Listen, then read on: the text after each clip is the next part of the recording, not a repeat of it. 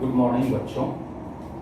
चलिए, तो आज के दिन हम लोग स्टार्ट करेंगे लाइट से रिलेटेड रिफ्लेक्शन ऑफ लाइट, और उसमें बहुत एक्साइटिंग, बहुत इंटरेस्टिंग चीज़, बहुत ही आप लोग को मज़ा आएगा। हम लोग आज पढ़ेंगे स्फेरिकल मिरर के बारे में। बता चुके थे कि स्फेरिकल मिरर क्या होता है। उसमें दो मिरर मैंने बताया था, कॉन्केव और कॉन्वेक्स।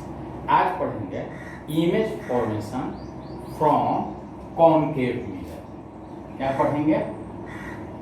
इमेज फॉर्मेशन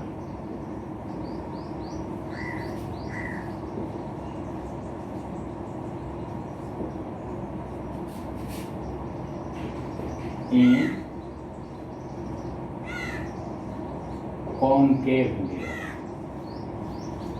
ध्यान दीजिएगा आप लोग, मैंने बता दिया था, फिर से रिपीट कर रहा हूँ।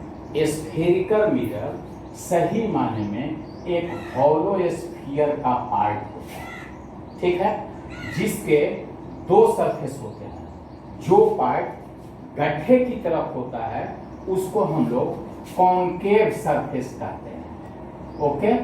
और इसी आधार पर जब कॉन्केव सरफेस की तरफ मिरर का रिफ्लेक्टिंग पार्ट हो तो इस मिरर को हम लोग कॉन्केव मिरर कहते हैं। क्लियर है? Mirror, spherical mirror is a part of hollow sphere. इस हॉलो स्फीयर में दो सरफेस, एक कॉन्केव सरफेस, एक कॉन्वेक्स सरफेस। कॉन्केव सरफेस जो नीचे की तरफ दबा होता है। यदि कॉन्केव सरफेस रिफ्लेक्टिंग सरफेस हो तो इस मिरर को हम लोग कहेंगे कॉन्केव मिरर, मतलब ये कॉन्केव मिरर है। अभी कॉन्वेक्स मिरर की बात हम लोग छोड़ देते हैं। ये कॉन्केव मिरर में इमेज कैसे बनता है, इसको जानने के पहले ये कॉन्केव मिरर के और से रिलेटेड और कुछ टर्म की हम लोग बात करते हैं। ध्यान दीजिएगा, कॉन्केव मिरर जिस हॉलो स्फीयर का पार्ट है, उस हॉलो स्फीयर का कहीं ना कहीं एक सेंटर होगा, और ये सेंटर, मान लिया कि यह सेंटर ये है। इस सेंटर को ध्यान दीजिएगा, हम लोग कहेंगे सेंटर को हम लोग कहेंगे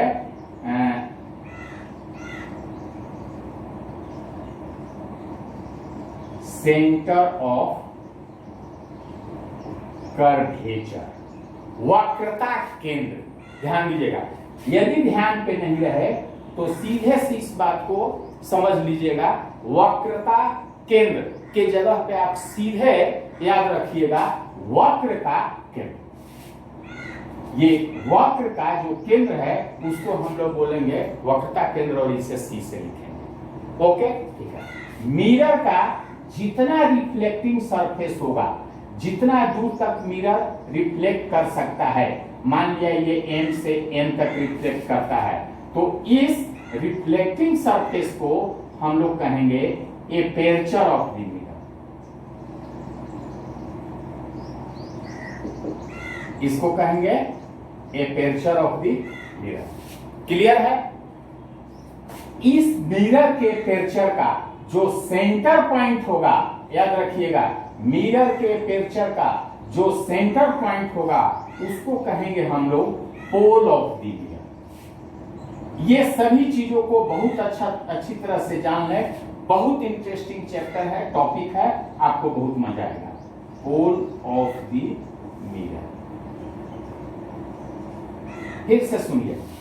centre of the mirror, centre of the curvature और पोल ऑफ द कर्वेचर को मिलाकर जो लाइन बनती है, इस लाइन को हम लोग कहते हैं प्रिंसिपल एक्सिस, मुख्य अक्ष। इसको क्या बोलेंगे?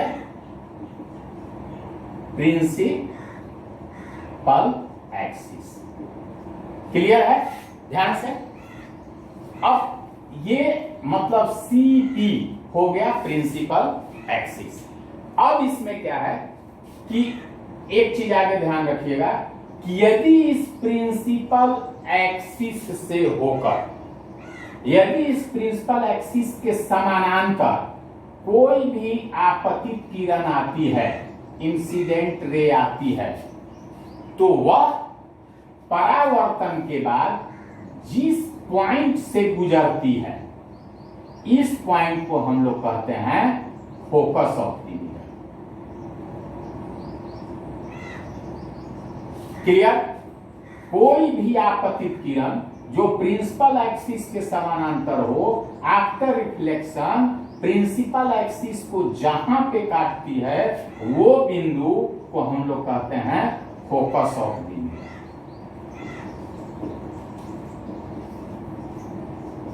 क्लियर है? ध्यान से सुनिएगा।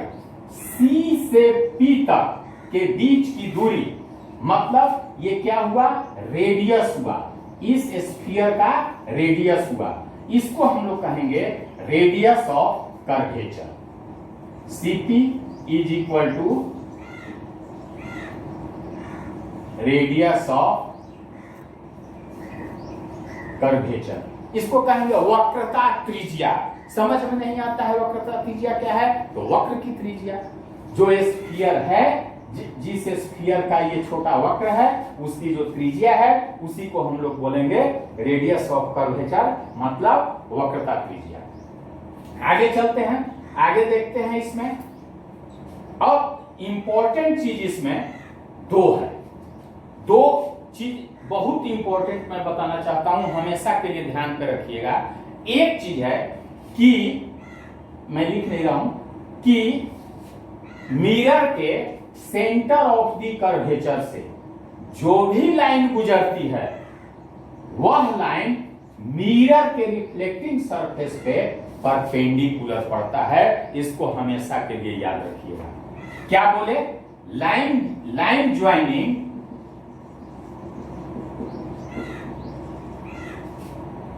C and any point of mirror,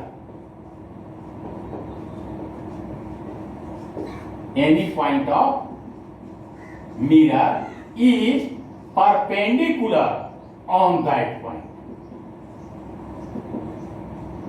ये बात हमेशा के लिए बहुत ध्यान से रखिएगा कि C से होकर यदि कोई किरण गुजरती है, मान लिया ये किरण की हम लोग बात करें, तो ये किरण इस पॉइंट P पर परपेंडिकुलर हो गया। नंबर एक ध्यान रखने वाली बात है। नंबर दो बहुत इंपॉर्टेंट बात क्या है कि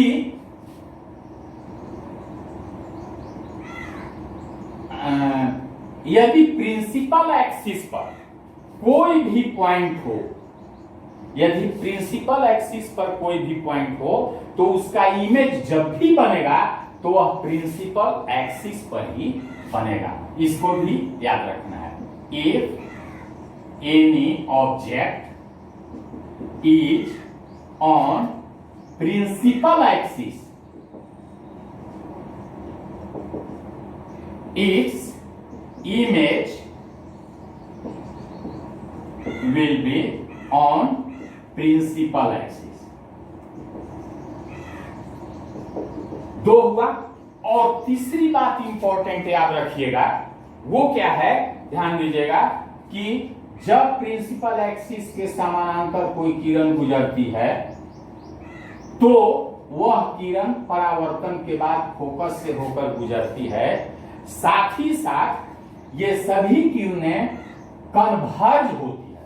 जो किरणें परावर्तित होती है वो सभी एक जगह कन्वर्ज होती है और इसीलिए कॉन्केव मिरर को हम लोग कॉन्वर्जिंग मिरर कहते हैं। Concave mirror is known as converging mirror. ये तीन बात आप लोग बहुत ध्यान रखिएगा। कन्वर्जिंग मिरर, ये बात जानने के बाद अब हम लोग चलते हैं कि कॉन्केव मिरर में इमेज का फॉर्मेशन कैसे होता है। ठीक है, इतना क्लियर है। कॉन्केव मिरर में इमेज के फॉर्मेशन के लिए ध्यान से सुनिएगा, ये सारी चीजें यदि समझ गए तो बहुत इंटरेस्ट आएगा। कॉन्केव मिरर में इमेज के फॉर्मेशन के लिए 2-3 रूल हैं। वो हम लोग रूल को अच्छी तरह से समझ लेते हैं और हम करीब करीब जानते हैं, लेकिन फिर भी उसको रिपीट कर रहे हैं, समझ लेते हैं। इसके बाद कॉनकेव मिरर में कोई भी इमेज का फॉर्मेशन हो, आप बिल्कुल अपने से स्केच ड्रॉ करके और आसानी से कर सकते हैं कि वह इमेज कहां बनेगा, कैसा बनेगा, उसकी प्रकृति क्या होगी। तो इस बात के लिए हम लोग अब स्टार्ट करते हैं कि वो रूल कौन कौन है। ठीक है, रूल पहला, rules for image formation in concave mirror हो गया। पहला रूल क्या बताता है, ध्यान से सुनिएगा कि कोई भी कॉनकेव मिरर में, ये सबको बहुत ध्यान से देख लेने की जरूरत है, कोई भी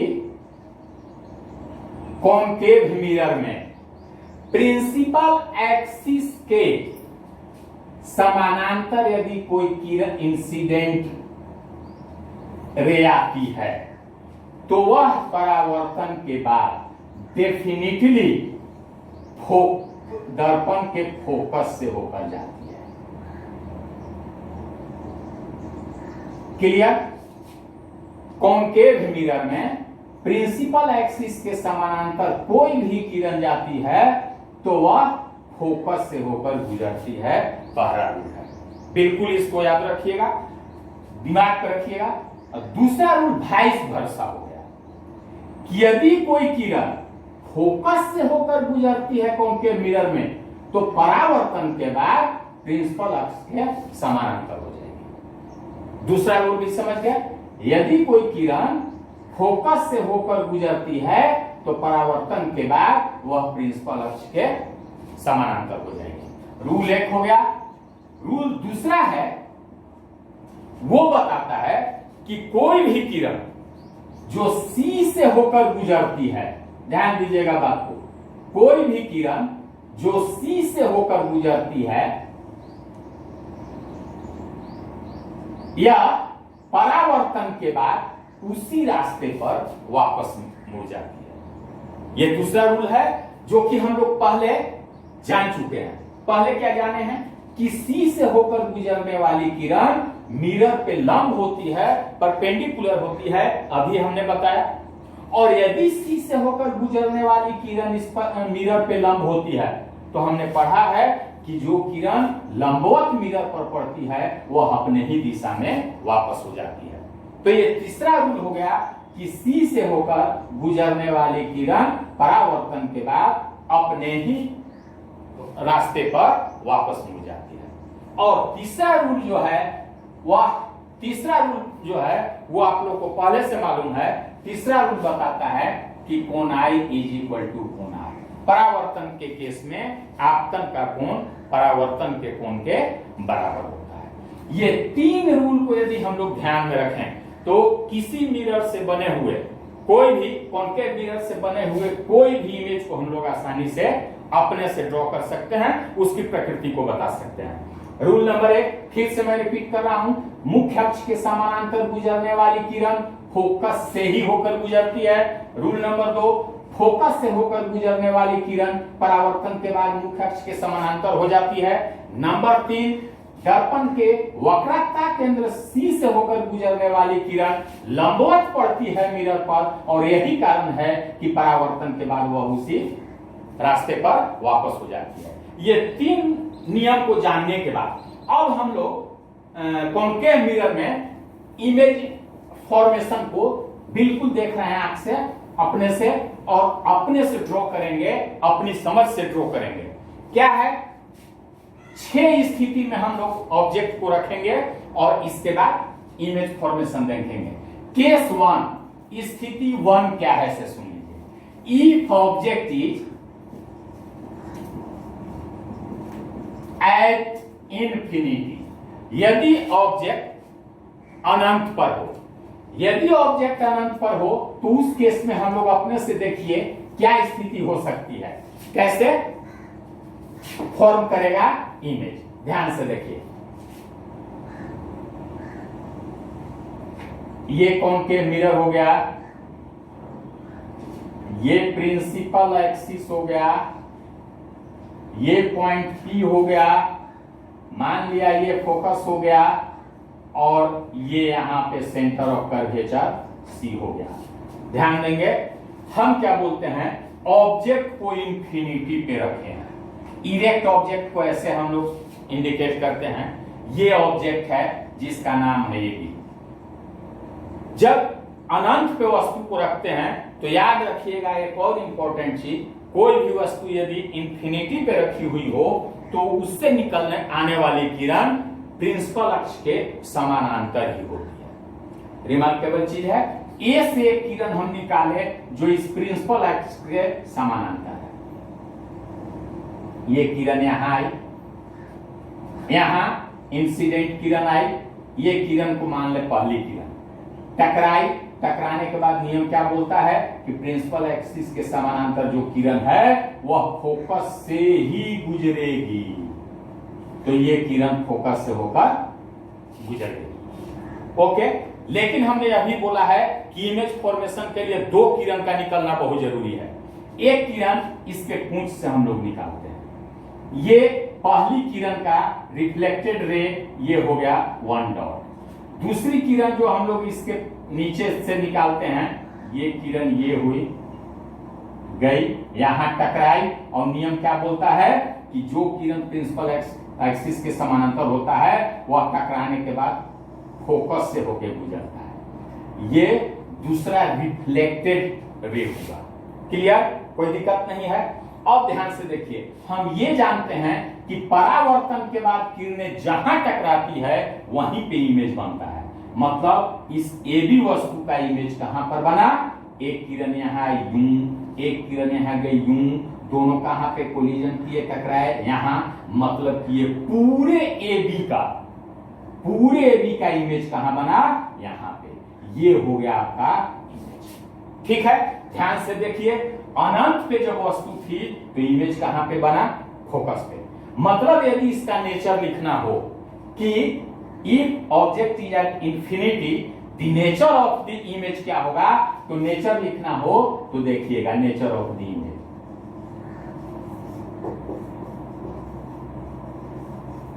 पहली बात, जैसा कि हमने बताया है, यदि परावर्तन के बाद किरणें सही माने में मिले तो रियल इमेज बनता है। यहां पे किरणें ये देखिए सही माने में ये है, किरणें देखिए सही माने में ये है, दोनों टकराई है, इसीलिए जो बनेगा इमेज वो कैसा बनेगा, रियल बनेगा। तो इमेज कैसा बनेगा, यहां पे लिख लेते हैं रियल।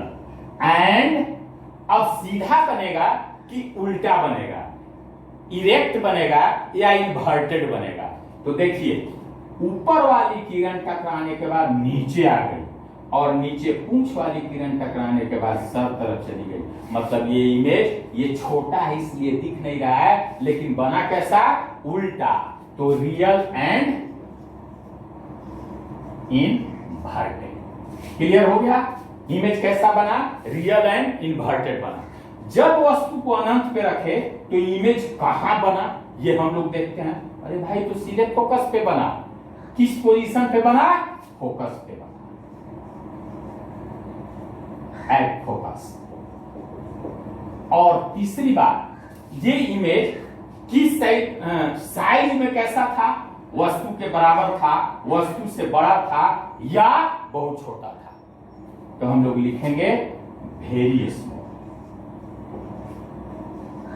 क्लियर, तीन बात, यही तीनों जो है इस इमेज का नेचर हो गया।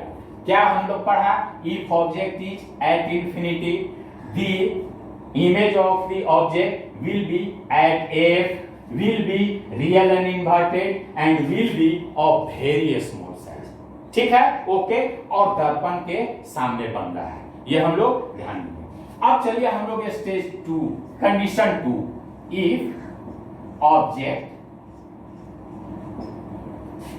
Is behind C. अगर क्या बोल रहे हैं, यदि वस्तु सेंटर ऑफ कर्वेचर सी से पीछे हो। यहां से हमने वस्तु को हटा दिया, ध्यान दीजिए, बहुत इंटरेस्टिंग चीज। और हम समझते हैं एक बार समझ लेने के बाद इससे बहुत छोटे छोटे ऑब्जेक्टिव क्वेश्चन बनते हैं और सब आपका क्लियर होगा।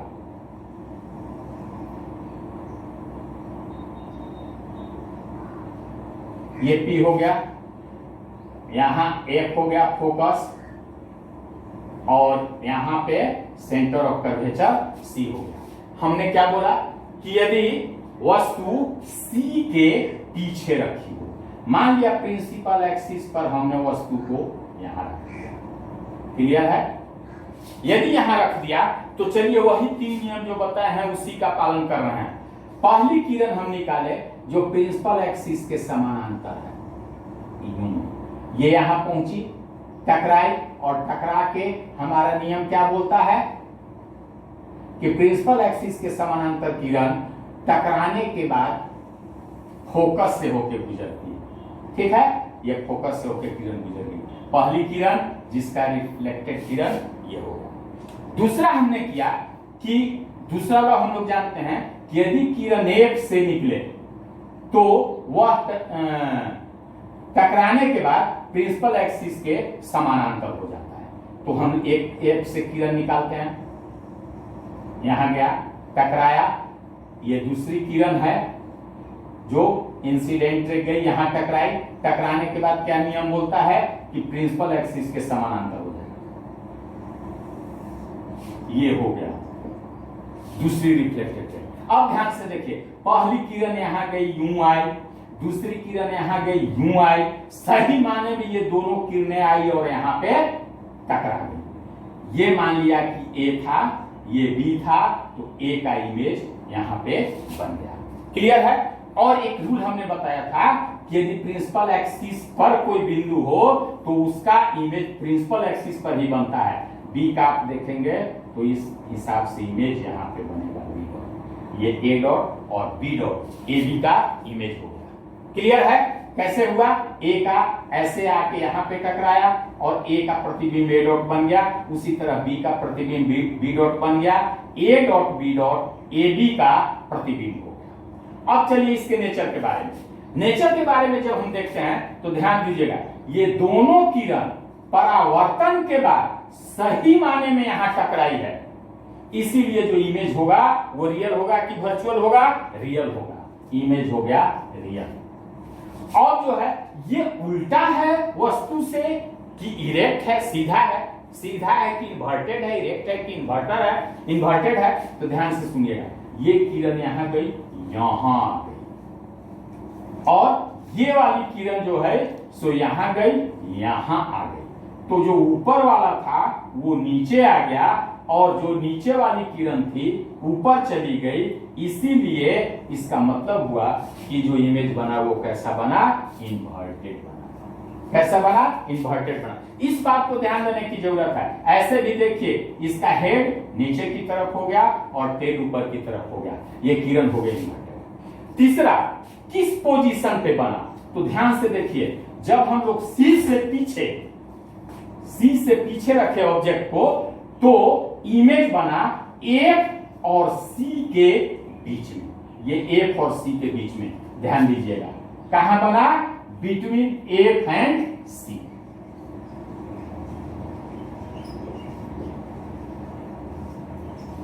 एफ और सी के बीच में बना। साइज कैसा है भाई, तो साइज देखिएगा आप ध्यान से, तो देखिएगा कि वस्तु से ये थोड़ा सा छोटा बना है, तो साइज इसका हो जाएगा स्मॉल, क्लियर है। ये दूसरा कंडीशन क्लियर। इसी तरह से हम तीसरे कंडीशन पे बात करते हैं। एक चीज लेकिन यहां पे ध्यान दीजिएगा, जब वस्तु इंफिनिटी पर थी, इमेज एफ पर बना था, जब वस्तु इंफिनिटी से कुछ आगे बढ़ाए तो ये इमेज इधर से कुछ इधर आने लगा। ये ध्यान देने वाली बात है, क्योंकि सभी केसेस में हम देखेंगे कि इसी तरह का पैटर्न चलेगा। अब चलिए इसी तरह से तीसरा case, if object is on C, अगर में ऑब्जेक्ट को हम लोग सी पर ही रखते हैं, सेंटर ऑफ कर्वेचर पर, तब क्या देखते हैं, क्या स्थिति आती है। इफ ऑब्जेक्ट इज ऑन सी, यदि सी पर ऑब्जेक्ट है तब क्या होता है,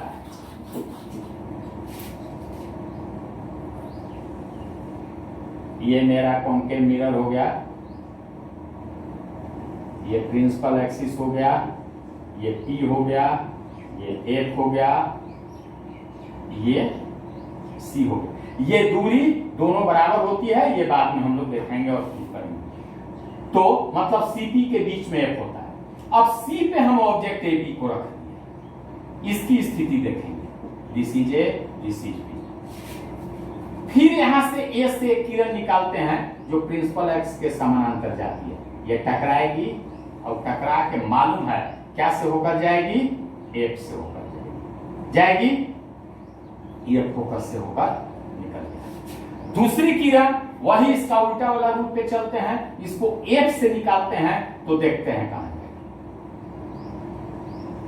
यहां गया। और F से गुजरने वाली किरण टकराने के बाद प्रिंसिपल एक्सिस के समानांतर हो जाती है। क्लियर है? ये क्या, ये पहली किरण जिसका रिफ्लेक्टेड किरण 1 डॉट, ये दूसरी किरण जिसका रिफ्लेक्टेड किरण 2 डॉट। ये किरण ये आई, ये किरण ये आई, दोनों किरण यहां पर मिल गए, मतलब A का प्रतिबिंब A डॉट यहां पे बन गया। उसी तरह से B का प्रतिबिंब देखेंगे तो B डॉट यहां पे बन जाएगा। तो AB का प्रतिबिंब उसी जगह पे नीचे बन गया। ठीक है, इसको भी यदि हम लोग इसके नेचर की बात करें तो सबसे पहले ये दोनों परावर्तित किरण सही माने में यहां पे टकराई है, इसीलिए इमेज इसमें भी रियल होगा। अब ये दोनों किरण का देखिए, ऊपर जो किरण थी वो टकराने के बाद नीचे हो गई, जो नीचे किरण थी वो टकराने के बाद ऊपर हो गई, इसीलिए यह भी इमेज जो है सो इन्वर्टेड है, उल्टा है। तीसरा किस पॉइंट पे है तो क्लियर है, आप देख रहे हैं कि जब C पे हम ऑब्जेक्ट को रखे तो इमेज भी जो बना सो कहां बना, C पर ही बना। ऑब्जेक्ट का इमेज कहां बनेगा भाई इस स्थिति में, तो एट C। और उसके बाद C पर बनने के बाद ये साइज में कैसा है तो आप देखिएगा कि जिस साइज का ऑब्जेक्ट है उसी साइज का है, इसीलिए इसको हम लोग लिखेंगे सेम साइज ऑफ ऑब्जेक्ट। ये तीसरा कंडीशन भी हमने पूरा कर लिया कि यदि वस्तु को रखा जाए सही पर तो क्या होगा। फिर से ध्यान दीजिए एक बात को, अनंत पे रखे एक पे बना, अनंत और C के बीच में रखे एक से इधर आ गया लेकिन C के पहले बना, C पर रखे तो C पर बन गया।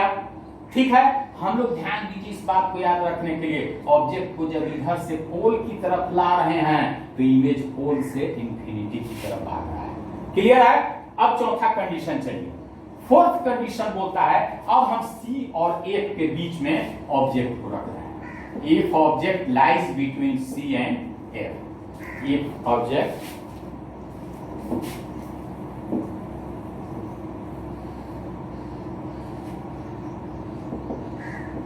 lies between C and F, C और F के बीच में ऑब्जेक्ट को रखते हैं तब क्या होता है, इसको हम लोग देखते हैं। ये कॉन्केव मिरर, क्लियर, ये प्रिंसिपल एक्सिस क्लियर, ये पॉइंट P, ये पॉइंट F फोकस और ये पॉइंट C। हमने क्या बोला कि C और F के बीच में ऑब्जेक्ट को रख दिया। अब क्या हुआ ध्यान दीजिएगा, ये ऑब्जेक्ट AB हो गया, A से किरण निकाली जो प्रिंसिपल एक्सिस के समानांतर है, वो टकराने के बाद F से होके गुजर गई, कोई दिक्कत कहें।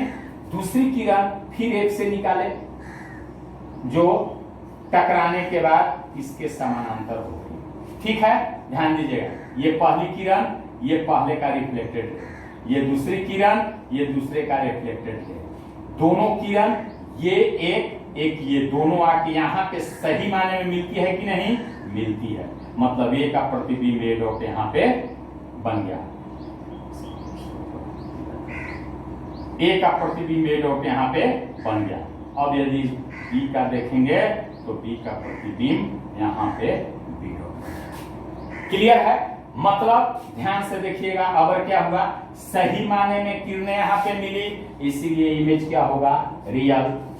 अब देखिए, जो ऊपर वाली किरण थी नीचे आ गई, नीचे वाली किरण ऊपर चली गई, इसीलिए इमेज कैसा बनेगा, तो इन्वर्टेड। कहां बनेगा, सो आप देख रहे हैं बिहाइंड सी, सी के पीछे, या इसको कहते हैं सी और अनंत के बीच में हम लोग कह सकते हैं। तो कहां पे बना ये इमेज, सो हम लोग लिख देंगे बिहाइंड सी, सी के पीछे। साइज क्या होगा भाई, ध्यान से देखिएगा, छोटा से शुरू हुआ था, बढ़ते बढ़ते ऑब्जेक्ट के साइज का हो गया, अब ऑब्जेक्ट से जब इधर आया तो बढ़ना शुरू हो गया, तो साइज क्या होगा बिगर देन ऑब्जेक्ट या लार्जर देन ऑब्जेक्ट। इसको हम लोग क्या रखेंगे, size of the image is bigger than object.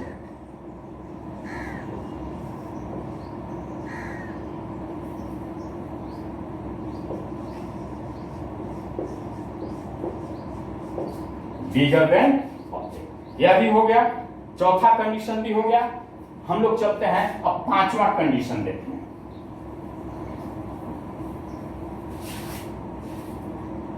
पांचवा कंडीशन में हम लोग बोलते हैं, ध्यान दीजिएगा, हम लोग आ रहे हैं धीरे धीरे पोल की तरफ, तो सी पे तो हम लोग पहुंच गए हैं, सी और एफ के बीच में, अब एफ पे चलते हैं। यदि एफ पे ऑब्जेक्ट है तो क्या होगा, if object lies on F, यदि फोकस पे ऑब्जेक्ट को रखते हैं तो क्या स्थिति होती है, जरा देखिएगा।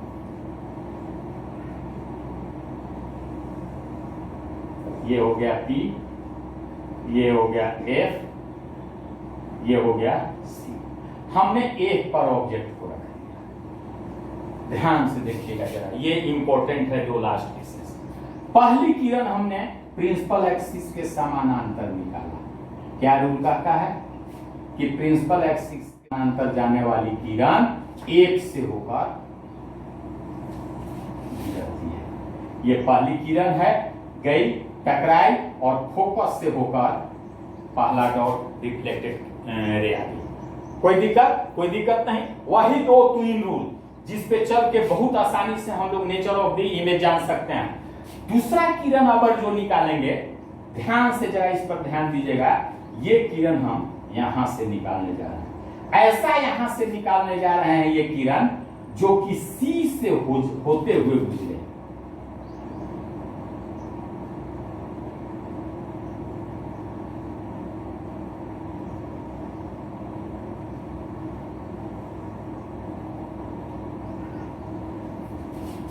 ये देखिए, दूसरी किरण जो हमने निकाला, ध्यान से जरा सुनिएगा, ये पहले हम बनाए हैं, लेकिन मान के चलिए यहां तक नहीं है। यहां से जो किरण निकली है ए से, वो दूसरी किरण ये है। यहां तक अभी हम नहीं देखते हैं। यहां से किरण निकली दूसरी किरण ये, जो सही माने में देखा जाए तो सी वाले लाइन पे ही है। तो ये किरण जब यहां गई और जो सी वाले लाइन पे है, तो हमने बताया है कि सी से होकर गुजरने वाली किरण रिफ्लेक्टिंग सरफेस के उस पॉइंट पे जहां टकराती है वहां लंब होती है, और लंब होती है तो उसी रास्ते पर वो वापस हो जाती है। मतलब यहां से निकली हुई ये किरण चूंकि इस पर लंब है, इसीलिए अपने ही रास्ते पर मुड़ेगी और सी से होती हुई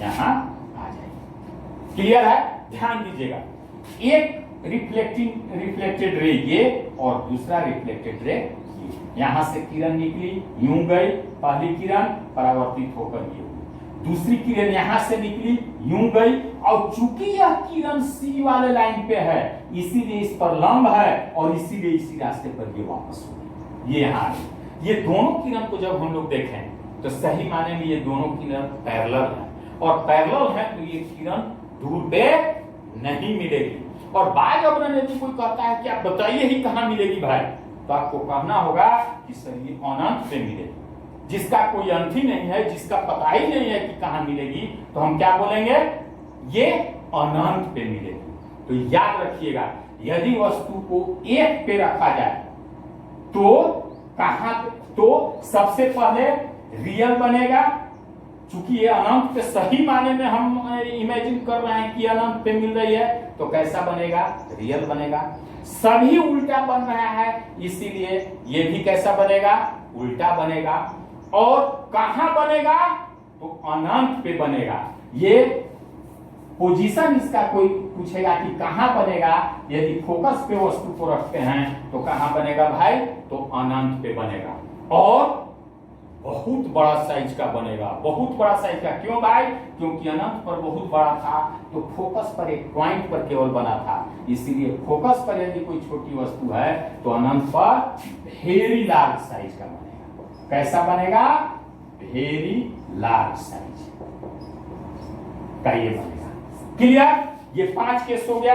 एक केस अब और बचा है, जिसका जो थोड़ा सा इस सबसे अलग है लेकिन इंपॉर्टेंट है, उसको ध्यान दीजिएगा। लेकिन इसको फिर एक बार देख लीजिए। फोकस पे वस्तु को रखें, एक किरण पैरेलल किए, यहां आ गए, दूसरे किरण ऐसा निकाले जो सी से होकर जा रही है, या यहां भी यदि टॉर्च जलाया जाए तो इस पॉइंट से होकर रह जाएगी। चूंकि ये सी से होकर जाने वाली है, इसीलिए यहाँ पे लंब है, इसीलिए टकरा के इसी पे वापस हो जाएगी। दोनों परावर्तित किरणें कभी मिलने वाली प्रतीत नहीं होती है, इसीलिए इसको हम लोग क्या मानते हैं कि अनंत पर मिलता है। तो अनंत पे मिलेगा, रियल इमेज बनेगा, उल्टा भी बनेगा, चूंकि अभी तक सबका उल्टा केस आया है, और बहुत बड़ा साइज का बनेगा।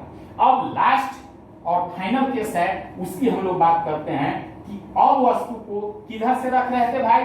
पहले अनंत पे रखे थे, फिर सी और अनंत के बीच में रखे थे, फिर सी पे रखे थे, फिर सी और एफ के बीच में रखे थे, फिर एफ पे रखे थे, और उधर उधर बढ़ते बढ़ते अब पी पे पहुंच जाते हैं, जो कि दर्पण का पोल है। यदि पी पे रखा जाए वस्तु को तो उसका इमेज क्या बनेगा, हम लोग देखते हैं। यह लास्ट केस, ये आपका कॉन्केव मिरर हो गया, ये प्रिंसिपल एक्सिस हो गया। इसमें अब थोड़ा और आगे बढ़ा देते हैं। ये पोल हो गया, ये फोकस हो गया, इतनी ही दूरी पर, और इधर आके ये सेंटर ऑफ कर्वेचर सी हो गया। अगर हम लोग क्या रखते हैं छठा केस में, if object is in between F and P. If object is between F and P, F और P के बीच में हम ऑब्जेक्ट को रखते हैं। ये ऑब्जेक्ट है, ये कहां है भाई? F और P के बीच में। कोई दिक्कत? कोई दिक्कत नहीं। चलिए यहां से देखिए। फिर उसी तरह प्रिंसिपल एक्सिस के समानांतर एक किरण निकालते हैं, निकाल दिए। ये पहली किरण हुई जो यहां गई, टकराई। आप लोग जानते हैं ये टकराने के बाद कहां से गुजरेगी? फोकस से। क्लियर है? ये फोकस से होकर ये किरण गुजर। दूसरी किरण हम ऐसा करते हैं, ये निकालते हैं जो कि पी पे पड़ती है, और जो एंगल आई बराबर एंगल आर है, उस हिसाब से इसको हम लोग देखते हैं कहां जाती है। दूसरी किरण हम निकाले जो पी पर पड़ी, और ये एंगल आई हो गया, तो इतना ही एंगल आर होगा, उस हिसाब से ये निकलेगी, और ये किरण यहां की तरफ आ गई। ये पहला का रिफ्लेक्टेड रे हो गया, ये दूसरा किरण हो गया, दूसरा का रिफ्लेक्टेड रे हो गया। आप ही सोचिए भाई, एक इधर मुंह किए भागे जा रहा है, एक उधर मुंह किए भागे जा रहा है, क्या ये दोनों किरणें मिलने वाली है? अनंत में भी नहीं मिलने वाली है। इसीलिए रियल इमेज का बनना यहाँ असंभव है। यहाँ कोई रियल इमेज बनने वाला नहीं है। तो यहाँ जो इमेज बनेगा वो रियल नहीं बनेगा, ये पक्का है। कैसा बनेगा? इसके लिए देखिए, ये दोनों परावर्तित किरणें हैं। मान लिया आप आंख लगाए यहाँ बैठे हुए हैं, आपकी आंखें ये दोनों किरणों को देख रही है। आपकी आंखें यह नहीं देख सकती है कि किरणें यहाँ से टकरा के ऐसे आई है, किरणें यहाँ से टकरा कर ऐसे आई है। आपकी किरणें क्या देखती है? ये किरण कहां से आ रही है? सो आपकी आंखें देखती है, और ये किरण कहां से आ रही है? तो आपकी आंखें दिखती है, देखती है।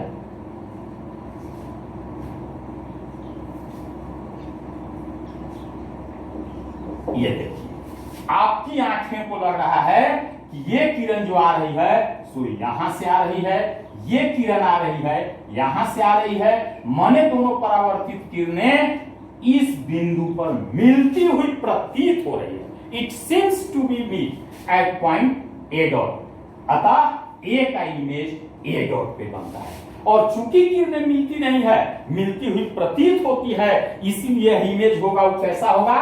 रियल होगा कि वर्चुअल होगा? वर्चुअल होगा। हमें एक सा याद रखिएगा कि जब ए और पी के बीच में अवतल दर्पण में इमेज बनेगा तो वह वर्चुअल बनेगा। और कैसा बनेगा भाई? देखिए ए का इमेज यहां बन गया। अब बी का हम बताए हैं कि पोल पर प्रिंसिपल एक्सिस पर कोई पॉइंट हो तो उसका इमेज प्रिंसिपल एक्सिस पे ही बनता है। यहाँ बी डॉट बनेगा तो बी डॉट यहाँ हो जाएगा। अवर के केस में देखिए पहले से कुछ भिन्न है। एक तो वर्चुअल इमेज हुआ, दूसरी बात ये इमेज इसके तुलना में सीधा है या उल्टा है। आप देखेंगे बिल्कुल सीधा है, क्योंकि यहाँ सर तो ऊपर सर, नीचे पैर तो नीचे पैर, तो इसीलिए इन्वर्टेड नहीं बनेगा। ये क्या बनेगा? इरेक्ट बनेगा। इस जगह क्या बनेगा? इरेक्ट। क्लियर? कहां बनेगा? तो इधर तो बनने की बातें नहीं है। ये बनेगा back side of the mirror, दर्पण के पीछे। कहां बनेगा? Back side of mirror. और तीसरी बात, छोटा बनेगा कि बड़ा बनेगा? सामने आ रही पिक्चर, इसमें कहने की जरूरत नहीं है, तो ये लार्ज साइज का बनेगा। ठीक है, आज के वीडियो में यदि आपने थोड़ा ध्यान दिया होगा तो कॉन्केव मिरर में 6 पोजीशन में कैसे कहां का इमेज बनेगा और उसका नेचर क्या होगा हम समझते हैं, बिल्कुल क्लियर हो गया होगा। हमेशा के लिए अपने दिमाग पे रखने के लिए एक बात याद रखिएगा कि कॉन्केव मिरर में अनंत पर जब वस्तु को रखते हैं तो फोकस पे बनता है इमेज, और जब वस्तु को इधर से पी की तरफ ले जाते हैं तो इमेज इधर से इधर की तरफ आना शुरू होता है। ठीक है, और इमेज का साइज बहुत फोकस पर बहुत छोटा रहता है, फिर धीरे धीरे बढ़ते जाता है।